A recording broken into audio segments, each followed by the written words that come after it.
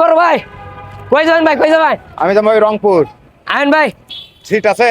আছে ভাই। কত করে ভাই সিট? 500 টাকা ভাই। 500 টাকা দাম না ভাই। কত নেবেন ভাই? টাকা 200 টাকা দিন। এই ভাই আর কেন কার পাবেন না ভাই? না না না ভাই।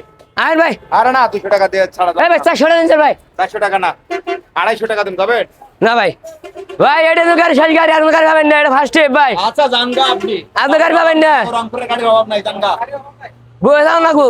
আচ্ছা জানগা আপনি আর দেখে গাড়ি আয় না রে। ওটা গাড়ি ছাড়ে দিয়ে তো ভুল করলাম। 400 টাকা চাইলো যাওয়াটাই ভাড়া ছিল, কোনো গাড়িই নেই রংপুরে। কে আবার ফোন দিল রে? ও মায়ে ফোন দিছে আমার যাওয়ার কথা। হ্যালো আম্মা। আম্মা গাড়ি তো নাই, খুব গাড়ি কম। আমি রাস্তায় বাড়াইছি গাড়ির জন্য, ভাড়া বেশি, 500 টাকা করে সিট চাইতেছে। আমি 300 করছি, আম্মা যায় না। আমি চেষ্টা করতেছি আম্মা, গাড়ি পাইলে যামুগা, টেনশন করেন না, আমি গাড়ির অপেক্ষায় রাস্তায় আছি আম্মা। আচ্ছা ঠিক আছে রেখে দিলাম। আচ্ছা মা, গাড়ি কি আজকে পাম না নাকি? গাড়ির জন্য কতক্ষণ অপেক্ষা করতেছি, এই রোদ্রের মধ্যে কতক্ষণ গাড়ির জন্য পামু? ওই গাড়িটা যাওয়াটাই ভালো ছিল। মাথা টাক মাথা গরম হয়ে গেছে, একটু রেস্ট নেই গা। দুপুর করে সন্ধ্যা হইলো, গাড়ি পাইলাম না, আর ওই গাড়িটা যাওয়াটাই ভালো ছিল। মাথা মুতে গরম হয়ে গেল গা।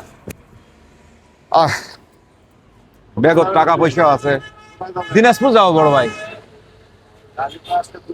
হ্যাঁ গাড়ি পাতলা, একটা গাড়ি আইছিল 400 টাকা চায়। 400 টাকা চাই। ডাল সিজন আমি 200 টাকা দিতে চাইছি, নেয় নাই। গরম প্রচন্ড গরম। হ্যাঁ আবার আম্মাও ফোন দিচ্ছে কখন যাই না যাই, টেনশন হইতেছে খুব। গাড়ি আহে না ফার্স্ট ট্রিপে, ওই গাড়িটা সাইডা দিয়ে। দিনাজপুর কই? না ভাই আমি কাউন্টারে যাব না, আমি গাড়ির জন্য। আরে ভাই এমন করেন কে? আরে ভাই এটা ব্যবহার হলো ভাই। আরে এ ভাই এসিপের মধ্যে কেন আনতেছে না? না ভাই আমি বাড়ি যাবো ভাই, আমি বাড়ি যাবো ভাই, আমার নাই ভাই কিছু ভাই। ভাই এমন করেন না ভাই, প্লিজ বড় ভাই। ভাই ভাই আমি তো বাড়ি যাবো ভাই।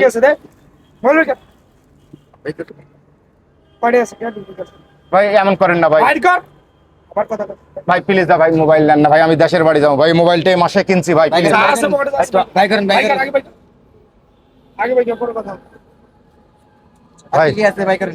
প্লিজ ভাই, ভাই মোবাইলটা দেন ভাই, প্লিজ ভাই।